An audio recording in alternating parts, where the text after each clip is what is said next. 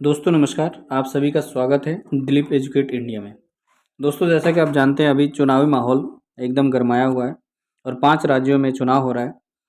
तो मैं चाहूँगा कि आप कमेंट करके बताएं कि कौन-कौन से राज्य में चुनाव चल रहा है। तो आइए दोस्तों हम चलते हैं चुनाव आयोग के बारे में पढ़ते हैं। सबसे पहले देखिए कि ये एक संवैधानिक निकाय है। संवैधानिक निकाय का मतलब जो संविधान ने इसको दर्जा दिया और बनाया है। तो निर्वाचन आयोग की अगर हम बात करें, इलेक्शन कमीशन, तो आप सभी जानते हैं आर्टिकल नंबर 324 के अंतर्गत इसको पढ़ाया जाता है हमारे संविधान में।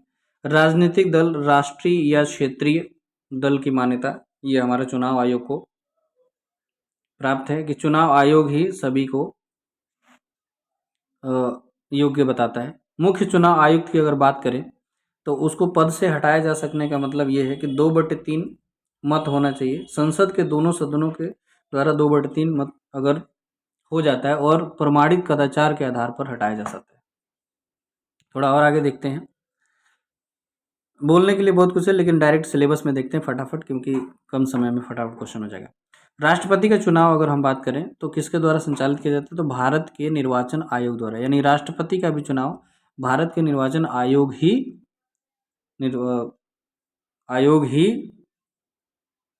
निर्वाचित करता है, बनाता है।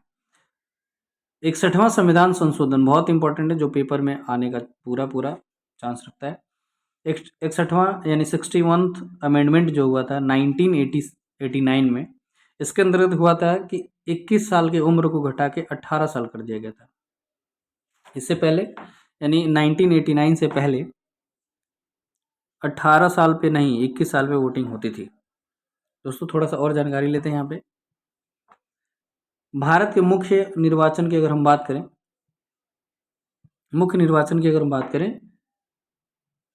तो 6 साल की अवधि या 65 साल की आयु तक मुख्य निर्वाचन आयुक्त बन सकते हैं। ये संवैधानिक पद है, बहुत ही बड़ा पद है और इनका चुनाव आयुक्त यानी कि इनकी नियुक्ति राष्ट्रपति के द्वारा होती है। राष्ट्रपति के द्वारा इनकी नियुक्ति होती है। अगर हम चुनाव के बारे में थोड़ा सा आर्टिकल्स की बात करें तो देखेंगे कि आर्टिकल नंबर 324 यानी 324 आर्टिकल में चुनाव आयोग को निहित किया गया है कि हमारे यानी चुनाव आयोग को शक्ति है कि ये चुनाव कराने की प्रक्रिया उनके पास शक्ति है, पावर है। 325 में दिया गया है कि उसमें नस्ल जाति धर्म, ये भी इम्पोर्टेंट है, लिंग के आधार पे, जाति के आधार पे, नस्ल के आधार पे, धर्म के आधार पे उन्हें अयोग्य नहीं किया जा सकता। अगर वो चुनाव लड़ना चाहते हैं, कोई भी व्यक्ति भारत का नागरिक हो, तो इन सब चीज़ों पे उनका अयोग नहीं किया जा सकता। 26वां की बात करें तो लोकसभा, हालांकि ये बहुत इंपॉर्टेंट नहीं है, हमारे लिए इम्पोर्टेंट है कि लोग जो हमारा इलेक्शन कमीशन है, इलेक्शन कमीशन आर्टिकल नंबर 324 में है और डीपली अगर पूछे जो बड़े बड़े एग्जाम्स होते हैं उनमें पूछा जाता है कि बीच बीच में क्या है। तो आर्टिकल नंबर 326 में है कि लोकसभा और विधानसभा का भी चुनाव वयस्क मताधिकार पर ही संपन्न होगा। आइए थोड़ा सा और जानते हैं इसमें और क्या क्या है। निर्वाचन आयोग के परामर्श से राष्ट्रपति संसद की योग्यता संबंधी विवाद देखते हैं। यानी अगर पूछे सांसदों की योग्यता संबंधी विवाद कैसे कौन देखता है, तो निर्वाचन आयोग के परामर्श पर राष्ट्रपति के द्वारा देखी जाती है। यानी वो अयोग्य हैं कि योग्य हैं करार दिया जाता है। न्यायालय द्वारा अपराधी घोषित किए गए व्यक्ति को, कह रहे कि संसद द्वारा किस व्यक्ति को चुनाव लड़ने के लिए अयोग्य करार दिया जाता है। यानी कि अगर न्यायालय ने किसी व्यक्ति को अपराधी घोषित कर दिया है तो संसद उसको अयोग्य मान लेती है। भारत में मताधिकार और निर्वाचित होने का अधिकार किस प्रकार का है, तो ये विधिक अधिकार है, लीगल राइट है।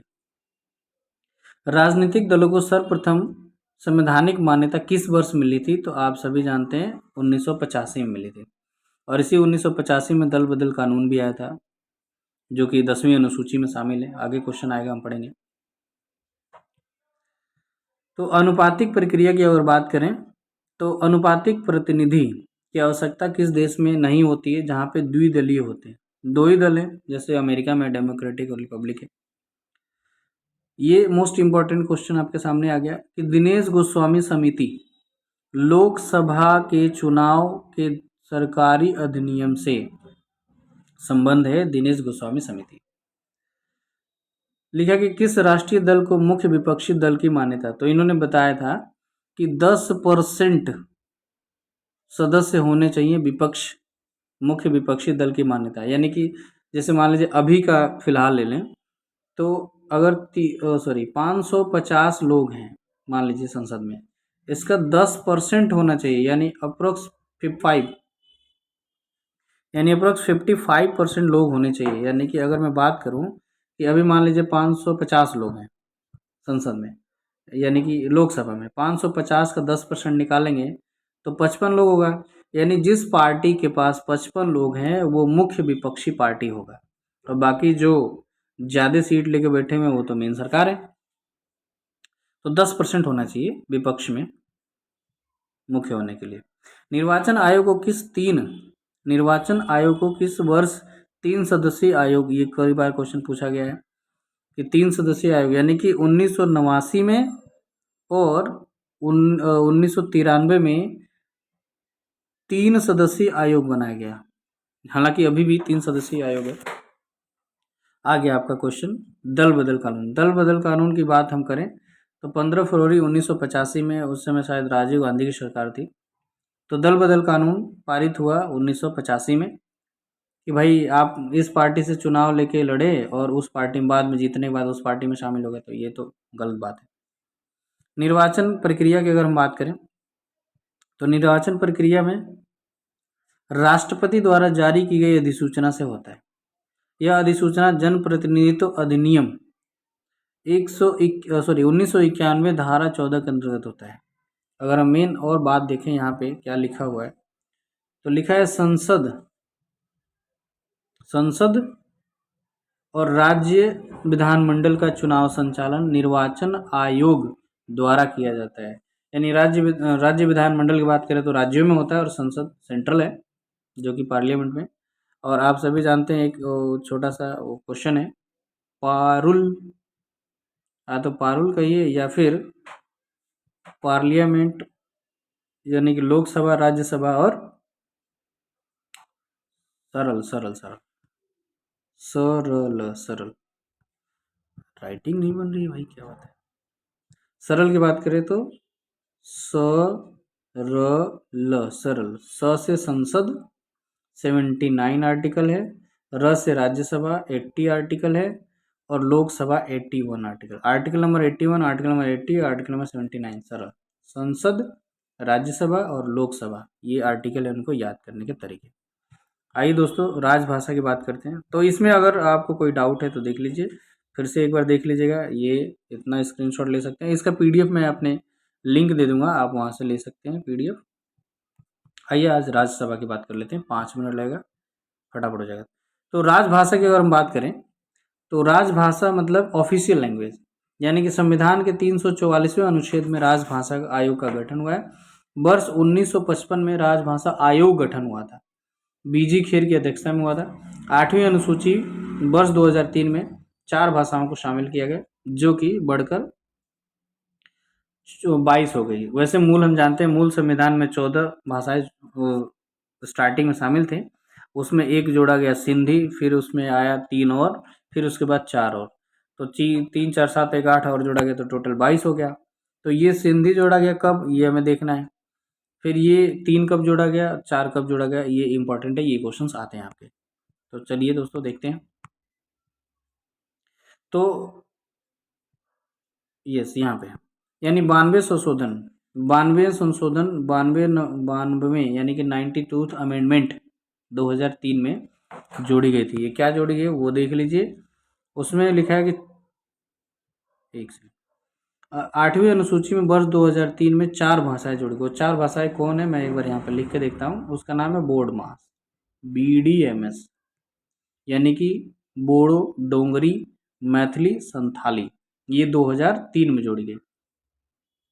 और जो 1992 में जोड़ी गई थी, जो 71वां अमेंडमेंट था, 71वां अमेंड, ये तो 92 अमेंडमेंट है, और 71वां अमेंडमेंट में नमक जोड़ा गया, नमक। इसका मतलब ये कि नेपाली, मणिपुरी और कोंकणी, नेपाली, मणिपुरी और कोंकणी 3 ये जोड़ा गया, 4 ये जोड़ा गया, और सिंधी तो पहले ही जुड़ गई थी। तो ये 8 भाषाएं जोड़ी गई जो कि 22 भाषाएं हो गई। आइए दोस्तों देखते हैं। तो ये हमें एक याद रखना चाहिए क्योंकि ऑप्शन में आ जाता है कि कौन सा इसमें भाषा राजभाषा नहीं है।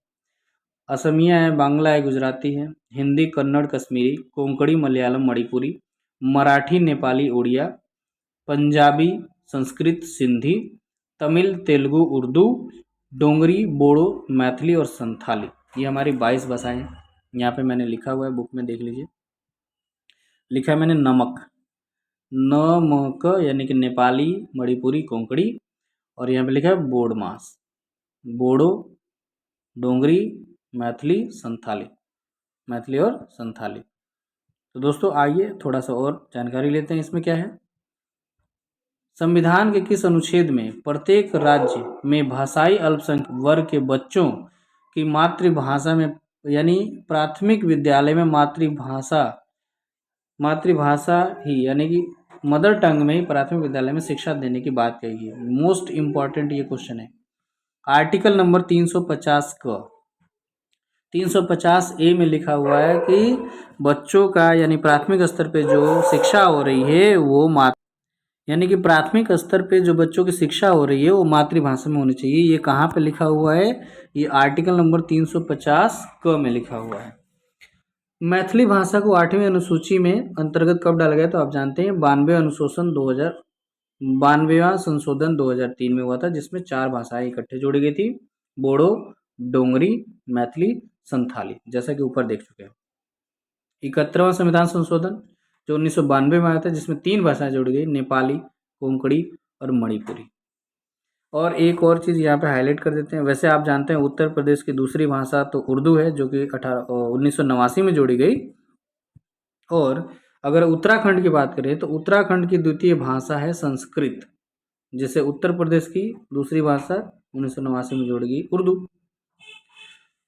आइएगा दोस्तों, लिखा है कि राष्ट्रीय संस्कृत विद्यापीठ कहाँ पे है, जो कि भारत में एक ही राष्ट्रीय संस्कृत विद्यापीठ कहाँ है, तिरुपति, आंध्र प्रदेश में। दोस्तों थोड़ा यहाँ से जानकारी लेते हैं, इंपॉर्टेंट क्या है इसका, यहाँ से। यस, तो आर्टिकल नंबर 343 में देखें, राज की भाषा, संघ की राजभाषा। आर्टिकल नंबर 344 में राजभाषा पर संसदीय आयोग एवं समिति। 345 में राजभाषा की भाषा एवं संविधाएं, राजभाषा और राजभाषाएं। 346 में एक राज्य से दूसरे राज्य अथवा एक राज्य से संघ के बीच संवाद के लिए राजभाषा है। और 347 में किसी राज्य की जनसंख्या के एक समूह द्वारा बोले जाने वाली भाषा संबंधित प्रावधान है। आइए दोस्तों थोड़ा आगे देखते हैं। सर्वोच्च न्यायालय की बात करें तो सर्वोच्च न्यायालय और उच्च न्यायालय, सुप्रीम कोर्ट और हाई कोर्ट के साथ ही अधिनियमों के प्रयोग किए जाने वाली भाषा है। यानी कि सुप्रीम कोर्ट और हाई कोर्ट में जो भाषा यूज हो रही है वो 348 में दिया हुआ है। आर्टिकल नंबर 349 में दिया हुआ भाषा संबंधित कुछ नियम आधारित विशेष प्रक्रिया। और जो अभी हम पढ़ के आए मोस्ट इंपॉर्टेंट, जो कि बार बार क्वेश्चन पूछा जाता है कि 350 आर्टिकल नंबर 350 शिकायत निवारण के लिए प्रयुक्त भाषा। हम अपनी भाषा में ही तो शिकायत दे सकते हैं, अपनी भाषा में अच्छे से एक्सप्लेन कर पाएंगे। और जो प्राथमिक स्तर पे बच्चों की शिक्षा की मातृभाषा में दी गई थी वो 350 ए है। 350 बी की अगर हम बात करें तो 350 बी में अल्पसंख्यकों के लिए विशेष पदाधिकारी, यानी कि जैसे मान लीजिए कोई एक विशेष वर्ग अपने लिए छोटा मोटा संस्था बना रहा है, मदरसा बना रहा है या कुछ भी, तो अपने उच्च अधिकारी को अपने संरक्षण में या अल्प भाषा के रूप में बना सकते हैं। ऐसा हम उसमें दावा नहीं ठोक सकते हैं कि ऐसा है। और 391 आर्टिकल है, आर्टिकल नंबर 391 वो कहता है कि हिंदी भाषा के विकास के लिए विनिर्दिष्ट है कि हिंदी भाषा का विकास होना चाहिए, हर जगह इसका परचम लहराना चाहिए। तो वर्ष 1957 में प्रथम राजभाषा संयुक्त समिति किसकी अध्यक्षता में गठित की गई थी, तो पंडित गोविंद बल्लभ पंत। और पंडित गोविंद बल्लभ पंत जानते हैं उत्तर प्रदेश के प्रथम सीएम थे, मुख्यमंत्री थे। भारत की राजकीय भाषा संबंधी प्रावधान का संशोधन किस प्रकार से हो सकता है, से कम 2/3 बहुमत से हो सकता है। सिंधी भाषा को 8वीं अनुसूची किस संविधान संशोधन पे जोड़ा गया था? तो 21वां, देखिए इंपॉर्टेंट क्वेश्चन आ गया। यानी सिंधी भाषा को हमने कब जोड़ा था? तो 21वां संशोधन था और 1967 में था। संविधान की 8वीं अनुसूची में सम्मिलित भाषाओं में कौन सी दूसरी सर्वाधिक बोली जाने वाली भाषा है? तो बंगाली है। और इस संविधान में जो 22 भाषाएं हैं उसमें दूसरी सर्वाधिक भाषा बोलने वाली है तो बंगाली है, और पहली तो आप जानते हैं हिंदी। तो दोस्तों यहाँ पे एक चीज़ लिखा हुआ है, लास्ट में हाईलाइट देख लीजिए। और वीडियो बड़ा हो रहा है इसलिए बस यहीं तक। और दोस्तों आप सभी को मैं चाहूँगा कि चैनल को सब्सक्राइब कीजिए ताकि आपकी तैयारी में 4 चांद लगे। 5, 7, 8 मिनट में आपको बहुत कुछ इसमें से सीखने को मिल जाएगा, जो रिवीजन के तौर पे आप ऑलरेडी पढ़ चुके हैं, हमें पता है। ये बस लास्ट लाइन देख लीजिए, बोडो, डोंगरी, मैथिली, संथाली 4 भाषाओं को 92 अमेंडमेंट यानी 92th अमेंडमेंट 2003 में जोड़ा गया। तो दोस्तों इसके आगे का हम बाद में करेंगे। बस अभी के लिए इतना ही। Thank you so much. आप सभी अपने पेपर में सेलेक्ट हों, भगवान से मेरी ये प्रार्थना है। दोस्तों थैंक यू, जय हिंद।